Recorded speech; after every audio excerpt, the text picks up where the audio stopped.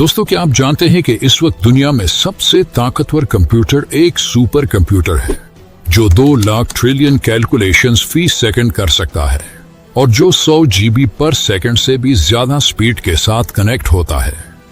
लेकिन कुरान पाक में मौजूद एक सूरत ऐसी भी है जिसमें मौजूद कोडिंग के आगे ये जदीद सुपर कंप्यूटर भी सिफर है।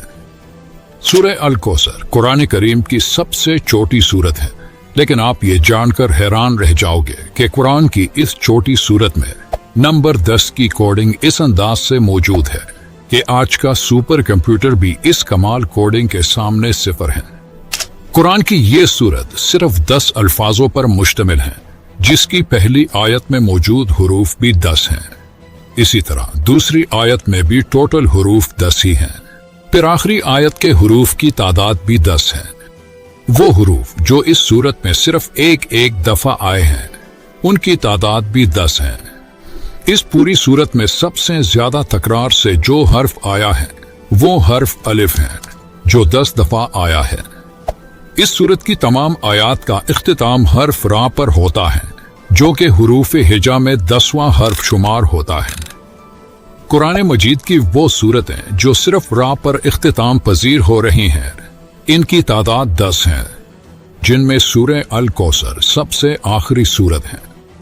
इस सूरत की हर आयत में मौजूद दूसरे लफ्ज का इख्तिताम काफ पर होता है और ये तीनों अल्फाज 10 मुख्तलिफ हुरूफ से मिलकर बनते हैं। जैसे कि पहले जिक्र हो चुका कि इस सूरत की हर आयत के दूसरे हर्फ का इख्तिताम काफ पर होता है और हर आयत के आखिरी लफ्ज का इख्तिताम रा पर होता है। तो अब समझने वाली बात यह है कि हर्फ काफ की न्यूमेरिकल वैल्यू 20 है, जबकि हर्फ रा की न्यूमेरिकल वैल्यू 200 है। तो 200 को अगर आप 20 के टेबल में देखें तो ये 10 बनता है। कुरान की बाकी सूरतों की तरह सूरह अल कौसर की इब्तिदा भी बिस्मिल्लाहिर्रहमानिर्रहीम से हुई है। अब गौर करें कि बिस्मिल्लाहिर्रहमानिर्रहीम के आखिर और इब्तिदा दोनों तरफ से आप देखें तो इसमें मौजूद हर्फ रा का नंबर 10 ही आता है, जबकि सिर्फ बिस्मिल्लाह में मौजूद हुरूफ की तादाद भी 10 ही है। पूरे कुरान पाक में सिर्फ 2 सूरतें ऐसी हैं जिसका आगाज इन्ना से हुआ है और जिसका इख्तिताम रा पर हुआ है। पहली सूरत सूरह अल कदर है, जो कुरान में 97 नंबर पर आती है, और आखिरी सूरत सूरह अल कौसर है, जो कुरान में 108वें नंबर पर मौजूद है। अब इन दोनों सूरतों के दरमियान सूरतों की तादाद भी 10 ही बनती है। कुरान की 97वें सूरत यानी सूरह अल कदर में हर्फ रा 10 मरतबा आया है, जबकि सूरह अल कदर जिसकी इब्तिदा कुरान में इन्ना से होती है और सूरह अल कौसर कुरान में मौजूद दूसरी सूरत है जिसका आगाज हर्फ इन्ना से ही होता है।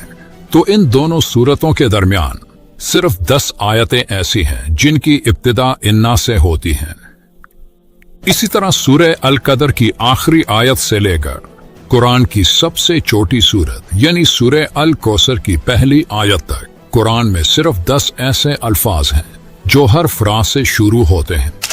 कुरान की सूरत नंबर 97 यानी सूरह अल कदर की इब्तिदा हर्फ अलिफ से होती है और इस पूरी सूरत में 10 ऐसे अल्फाज हैं जिनकी इब्तिदा हर्फ अलिफ से होती है।